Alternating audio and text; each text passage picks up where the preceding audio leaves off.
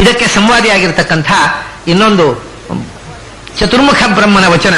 ಅದು ಯಾವ ಪುರಾಣದ್ದು ನಮಗೆ ಇನ್ನೂ ಈ ಶ್ಲೋಕ ಸಿಕ್ಕಿಲ್ಲ ಯಾವ ಪುರಾಣದ್ದು ಅಂತ.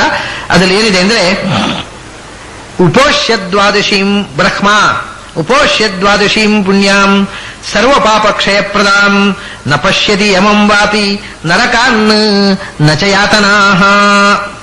ಎಲ್ಲ ಪಾಪಗಳನ್ನು ಪರಿಹಾರ ಮಾಡತಕ್ಕ, ಎಲ್ಲ ಬಗೆಯ ಪುಣ್ಯಗಳಿಗೆ ಸಾಧನವಾಗಿರ್ತಕ್ಕಂಥ ದ್ವಾದಶಿಯ ವ್ರತವನ್ನು ಅನುಷ್ಠಾನ ಮಾಡಿ. ದ್ವಾದಶಿಯನ್ನು ಉಪೋಷಣೆ ಮಾಡೋದು ಅಂದ್ರೆ ಏಕಾದಶಿ ದಿವಸ ಉಪೋಷಣೆ ಮಾಡಿ ದ್ವಾದಶಿ ದಿವಸ ಪಾಲನೆ ಮಾಡೋದಕ್ಕೆ ದ್ವಾದಶಿ ಉಪವಾಸ ಅಂತ ಹೇಳ್ತಾರೆ ಶಾಸ್ತ್ರದಲ್ಲಿ.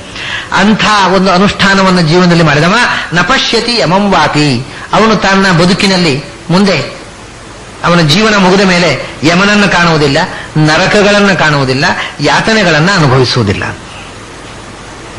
ಅದನ್ನೇ ಇದು ಮತ್ತೆ ಈ ಶ್ಲೋಕ ನಾರದಿ ರಟಂತೀಹ ಪುರಾಣಾನಿ ಭೂಯೋ ಭೂಯೋ ವರಾನನೆ ನ ಭೋಕ್ತವ್ಯ. ಇದು ವರಾಹ ಪುರಾಣದ ಇರಬೇಕು. ಇದು ಮುಂದಿನದ್ದು ಇದರಲ್ಲಿ ಇದು ವರಾಹ ಪುರಾಣದ ಶ್ಲೋಕ. ಹಿಂದಿನದ್ದು ಪ್ರಾಯ ಉಪೋಷ್ಯ ದ್ವಾದಶಿ ಪುಣ್ಯಂ ವರಾಹ ಪುರಾಣದ ಇರಬೇಕು. ಇದು ವರಾಹ ಪುರಾಣದ್ದು.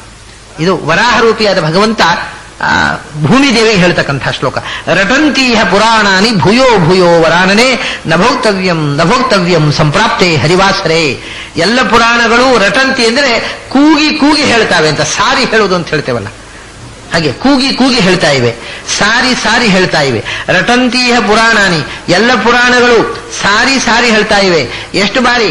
ಬಾರಿ ಬಾರಿಗೆ ಭೂಯೋ ಭೂಯ, again and again they proclaim. ಅವರು ಸಾರಿ ಸಾರಿ ಬಾರಿ ಬಾರಿಗೆ ಹೇಳ್ತಾ ಇವೆ. ವರಾನನೆ ಅಂತ ಭೂದೇವಿಗೆ ಸಂಬೋಧನೆ, ಸುಂದರಿಯಾದ ಭೂದೇವಿ ಅಂತ. ಏನ್ ಹೇಳ್ತಾವೆ? ನಭೋಕ್ತವ್ಯಂ ನಭೋಕ್ತವ್ಯಂ, ಉಣಬಾರದು ಉಣಬಾರದು. ಯಾವಾಗ? ಸಂಪ್ರಾಪ್ತೆ ಹರಿವಾಸರೆ, ಏಕಾದಶಿ ಹರಿಯ ದಿನ ಬಂದಾಗ ಉಣಬಾರದು ಉಣಬಾರದು ಅಂತ ಬಾರಿ ಬಾರಿಗೆ ಸಾರಿ ಸಾರಿ ಎಲ್ಲ ಪುರಾಣಗಳು ಹೇಳ್ತಾ ಇವೆ ಅಂತ. ಇದು ವರಾಹ ಪುರಾಣದ ಮಾತು. ಯಾವಾಗಲೂ ನಭೋಕ್ತವ್ಯಂ ನಭೋಕ್ತವ್ಯಂ 2 ಸರ್ತಿ ಇದೆ ಇಲ್ಲಿ.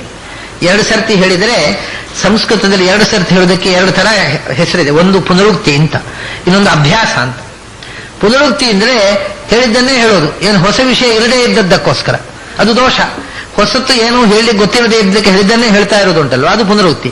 ರಿಪಿಟೇಷನ್, ದಟ್ ಈಸ್ ಅದು ತಪ್ಪದು, ಅದು ಗುಣ ಅಲ್ಲ. It's not A quality, it's A fault. ಆಮೇಲೆ ಮತ್ತೊಂದು ಸರ್ತಿ ನಾವು ಉಣಬಾರದು ಉಣಬಾರದು ಅಂತ ಹೇಳ್ತಾರೆ. ಇದಕ್ಕೆ ಅಭ್ಯಾಸ ಅಂತ. ಇದು ಪುನರುಕ್ತಿ ಅಲ್ಲ. ಅಭ್ಯಾಸ ಅಂದ್ರೆ ಅದನ್ನು ನಮಗೆ ಗಟ್ಟಿ ಆಗ್ಬೇಕು, ಆ ವಿಷಯ ಜಿತ ಆಗಬೇಕು ಅಂತ ಅನ್ನೋದಕ್ಕೋಸ್ಕರ ಒತ್ತಿ ಹೇಳುವುದು, ಅದಕ್ಕೆ ಅಭ್ಯಾಸ ಅನ್ನೋದು. ಬೇರೆ ವಿಷಯ ಸಿಗದೇ ಇದ್ದದಕ್ಕೆ ಹೇಳಿದ್ದನ್ನೇ ಹೇಳೋದು ಪುನರುಕ್ತಿ, ಅದು ರಿಪಿಟೇಷನ್. ಇದು ಅಭ್ಯಾಸ. It is not repetition, it is called in English reiteration. ಅಭ್ಯಾಸ ಅಂದ್ರೆ ಇಂಗ್ಲಿಷ್ ನಲ್ಲಿ ರೀಇಟರೇಷನ್ ಅಂತಾರೆ. Iteration or reiteration. It is different. To repeat is different from to ರೀಇಟರೇಟ್.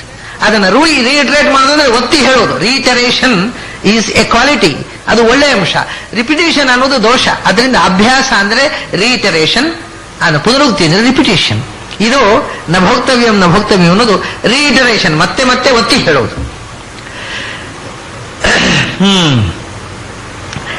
ದ್ವಾದಶೀ ನ ಪ್ರಮೋಕ್ತವ್ಯ ಯಾವದಾಯು ಪ್ರವರ್ತತೆ ಅರ್ಚನೀಯೋ ಹೃಡೀಕೇಶೋ ವಿಶುದ್ಧೇನ ಅಂತರಾತ್ಮನ. 80 ದಾಟಿದ ಮೇಲೆ ಅಂತ ಒಂದು ಎಕ್ಸೆಂಪ್ಷನ್ ಕೊಟ್ಟ ಅಲ್ವಾ ಹಿಂದೆ. 80 ದಾಟೋ ತನಕ, 80 ತುಂಬೋ ತನಕ ಅವನಿಗೆ ಅಪರಾಧಾರ್ಹ. 80 ದಾಟಿದ ಮೇಲೆ ನೀವು ಏಕಾಶಿ ಆಚರಣೆ ಮಾಡೋ ತೊಂದರೆ ಇಲ್ಲ ಅಂತ ರುಗ್ಮಾಂಗದ ಒಂದು ಕಾನೂನು ಮಾಡಿದ್ದ ಅಂತ. ಹಾಗಾದ್ರೆ 80 ದಾಟಿದ ಮೇಲೆ ಯಾರು ಏಕಾಶಿ ಮಾಡೋದು ಬೇಡ ಅಂದ್ರೆ ಅದಕ್ಕೆ ಬೇರೆ ಹೇಳ್ತಾರೆ. ದ್ವಾದಶಿ ನ ಪ್ರಮೋಕ್ತವ್ಯ ಯಾವುದು ಆಯುಷ್ ಪ್ರವರ್ತತೆ ಅಂತ. ಬದುಕಿರುವಷ್ಟು ಕಾಲವೂ ವ್ರತಾನುಷ್ಠಾನ ಮಾಡಿದ್ರೆ ಬಹಳ ಒಳ್ಳೆಯದು. ಮತ್ತೆ 80 ದಾಟಿದ ಮೇಲೆ ಅಶಕ್ತರಿಗೆ ನಾವು ಹೇಳಿದ್ದು, ಶಕ್ತಿ ಇದ್ರೂ ಕೂಡ 80 ಆಯ್ತ್ರಿ ಇನ್ನೇನು ಏಕಾದಶಿ ಅಂತ ಹೇಳ್ಬಿಟ್ರಿ ಅಂತಾರೆ. ದ್ವಾದಶಿ ನ ಪ್ರಮೋಕ್ತವ್ಯ ಯಾವುದು ಆಯುಷ್ ಪ್ರವರ್ತತೆ.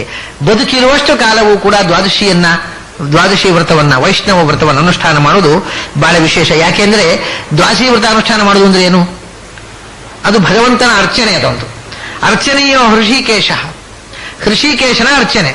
ಹೃಷಿಕೇಶನ ಅರ್ಚನೆ ವಿಶುದ್ಧವಾದಂತಹ ಅಂತರಾತ್ಮ, ಶುದ್ಧವಾದ ಮನಸ್ಸಿನಿಂದ ಭಗವಂತನನ್ನು ಅರ್ಚನೆ ಮಾಡತಕ್ಕಂಥದ್ದು. 80 ವರ್ಷ ಆದ್ಮೇಲೆ ಭಗವಂತನ ಅರ್ಚನೆ ಮಾಡೋದು ಬೇಡ ಅಂತ ಹೇಳಿದಾಗ, 80 ವರ್ಷ ಆದ್ಮೇಲೆ ಏಕಾದಶಿ ಮಾಡೋದು ಬೇಡ ಅಂದ್ರೆ 80 ವರ್ಷ ಆದ್ಮೇಲೆ ಭಗವಂತನ ಅರ್ಚನೆ ಮಾಡಬೇಕಾದ್ರೆ ಹೇಳಿದಾಗೆ ಅದು ಭಗವಂತನ ಒಂದು ಶುದ್ಧವಾದ ಅರ್ಚನಾ ವಿಧಾನ. ಹೊಟ್ಟೆ ಖಾಲಿ ಇಟ್ಟು ಮನಸ್ಸಲ್ಲಿ ಭಗವಂತನ ತುಂಬಿಕೊಳ್ಳತಕ್ಕಂಥ ಒಂದು ಪ್ರೋಸೆಸ್. ಅರ್ಚನೀಯ ಹೃಷಿಕೇಶ. ಇಲ್ಲಿ ಹೃಷಿಕೇಶ ಅನ್ನೋ ಶಬ್ದವನ್ನು ಬಳಸಿದ್ರು. ಹೃಷಿಕೇಶ ಅಂತಂದ್ರೆ ಹೃಷಿಕಗಳಿಗೆ ಈಶ, ಇಂದ್ರಿಯಗಳಿಗೆಲ್ಲ ಸ್ವಾಮಿ, ದೇವದೇವೇಶ ಅಂತ ಅಲ್ಲಿ ಬಂತು. ಒಳಗಿನ ಇಂದ್ರಿಯಗಳಿಗೆ ಸ್ವಾಮಿ ಅಂತ ಒಂದರ್ಥ. ಮತ್ತೆ ಇನ್ನೊಂದು ಅರ್ಥ ಇದೆ ಅದಕ್ಕೆ, ಹೃಷಿಕೇಶ ಅಂದ್ರೆ. ಹೃಷಿ ಅಂದ್ರೆ ಹರ್ಷಯತಿ ಅಂತ ಅರ್ಥ, ನಮಗೆ ಖುಷಿ ಕೊಡುವವನು ಅಂತ. ಹೇಗೆ ಖುಷಿ ಕೊಡ್ತಾನೆ ಅಂದ್ರೆ ಕೇಶಗಳಲ್ಲಿ ಇದ್ದು ಅಂತ. ಕೇಶ ಅಂದ್ರೆ ಸೂರ್ಯ ಕಿರಣಗಳಿಗೆ ಕೇಶ ಅಂತ ಹೇಳ್ತಾರೆ. ಸೂರ್ಯನ ಕಿರಣಗಳೇ ಸೂರ್ಯನ ಕೂದಲು, ಸನ್ ರೇಸ್, ಅವು ಹೇರ್ಸ್ ಅವು. ಅಂದ ಕೇಶಗಳಲ್ಲಿ ಸೂರ್ಯನ ಕಿರಣಗಳಲ್ಲಿದ್ದು ನಮಗೆ ಖುಷಿ ಕೊಡ್ತಕ್ಕವನು ಹೃಷಿಕೇಶ. ಅಂದ್ರೆ ಸೂರ್ಯ ಕಿರಣಗಳಲ್ಲಿದ್ದು, ಸೂರ್ಯ ಮಂಡಲದಲ್ಲಿದ್ದು, ಸೂರ್ಯ ಕಿರಣಗಳ ಮೂಲಕ ಸೋಲಾರ್ ಎನರ್ಜಿಯನ್ನು ನಮ್ಮ ಮೇಲೆ ಹರಿಸಿ ನಮ್ಮ ಬದುಕಿಗೆ ಜೀವನವನ್ನು ಕೊಟ್ಟವ, ಹೊಸ ತ್ರಾಣವನ್ನು ಕೊಟ್ಟವ ಅವನು ಸೂರ್ಯಮಂಡಲದಲ್ಲಿರತಕ್ಕಂಥ ಭಗವಂತ ಹೃಷಿಕೇಶ. ಹಾಗಾಗಿ ಏನಾಯಿತು, ಸೂರ್ಯಮಂಡಲದಲ್ಲಿರುವವನು ಹೃಷಿಕೇಶ, ಕಿರಣಗಳ ಮೂಲಕ ನಮ್ಮ ಮೇಲೆ ಶಕ್ತಿಪಾತ ಮಾಡ್ತಾ ಇದ್ದಾನೆ, ಅದರ ಮೂಲಕ ಹರ್ಷವನ್ನು ಕೊಡ್ತಾ ಇದ್ದಾನೆ. ನಮ್ಮ ಇಂದ್ರಿಯಗಳಲ್ಲಿರ್ತಕ್ಕವನು ಹೃಷಿಕೇಶ. ಈ ಹೃಷಿಕೇಶ ಏನು ಹೇಳಿದಾಗ, ಸ ಯಶ್ಚ ಎಂ ಪುರುಷೇ ಯಶ್ಚ ಸ ವಾದಿತ್ಯೇ ಸ ಏಕಃ ಪುರುಷೇಯ. ಈ ಶರೀರದೊಳಗಿರ್ತಕ್ಕವನು ಯಾರೋ, ಸೂರ್ಯಮಂಡಲದಲ್ಲಿರ್ತಕ್ಕವನು ಯಾರೋ ಅವನೊಬ್ಬನೇ. ಇಲ್ಲಿ ಹೃಷಿಕಗಳಲ್ಲಿದ್ದಾನೆ, ಅಲ್ಲಿ ಕೇಶದಲ್ಲಿದ್ದಾನೆ. ಕೇಶದಲ್ಲಿದ್ದು ಹೃಷಿ, ಇಲ್ಲಿ ಹೃಷಿಕದಲ್ಲಿ ಈಶ. ಅದರಿಂದ ಹೃಷಿಕೇಶ, ಹೃಷಿಕ ಈಶ. ಅವನು ಸೂರ್ಯಮಂಡಲದಲ್ಲಿ ಹೃಷಿಕೇಶನಾಗಿದ್ದಾನೆ, ಇಲ್ಲಿ ಹೃಷಿಕ ಈಶನಾಗಿದ್ದಾನೆ. ಅಷ್ಟೇ ಅಲ್ಲ, ಅವನು ಹೃಷಿಕ ಅಂದ್ರೆ ಯಾರು ಗೊತ್ತಾ? ಹೃಷಿಕ ಅಂದ್ರೆ ಚತುರ್ಮುಖ ಬ್ರಹ್ಮ. ಕ ಅಂದ್ರೆ ಆನಂದ, ಕಹ ಆನಂದಗಳಲ್ಲಿ ಹೆಚ್ಚು ಆನಂದ, ಶತಾನಂದ ಯಾರವನು? ಕಶ್ಚ ಬ್ರಹ್ಮ ಸಮುದ್ದಿಷ್ಟ ಕ ಪ್ರಜಾಪತಿರುದ್ದಿಷ್ಟ ಅಂತ. ಕಹ ಅಂತಂದ್ರೆ ಪ್ರಜಾಪತಿ, ಅಂದ್ರೆ ಚತುರ್ಮುಖ ಬ್ರಹ್ಮನಿಗೆ, ವಾಯುದೇವರಿಗೆ ಕಹ ಅಂತ ಹೆಸರು. ಆ ಬ್ರಹ್ಮವಾಯುಗಳಿಗೆ ಈಶನಾದವ ಕೇಶ.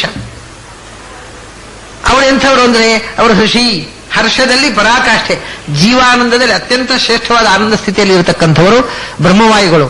ಅಂಥ ಕ ಶಬ್ದವಾಚ್ಯರಾಗಿರ್ತಕ್ಕಂಥ ಬ್ರಹ್ಮವಾಯುಗಳಿಗೂ ಈಶನಾಗಿರ್ತಕ್ಕವ ಹೃಷಿಕೇಶ.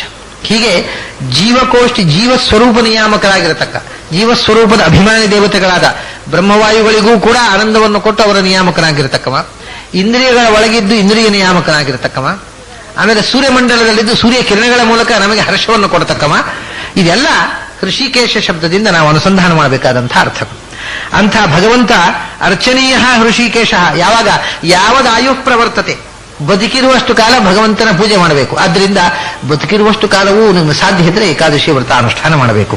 ಹೇಗೆ ಮಾಡಬೇಕು? ಎರಡೂ ಕೂಡ ವಿಶುದ್ಧೇನ ಅಂತರಾತ್ಮನ. ಭಗವಂತನ ಅರ್ಚನೆ ಮಾಡುವಾಗಲೂ ಅಂತರಾತ್ಮ ಅಂದ್ರೆ ಒಳಮನಸ್ಸು ಅಂತ ಹೇಳ್ತೇವಲ್ಲ.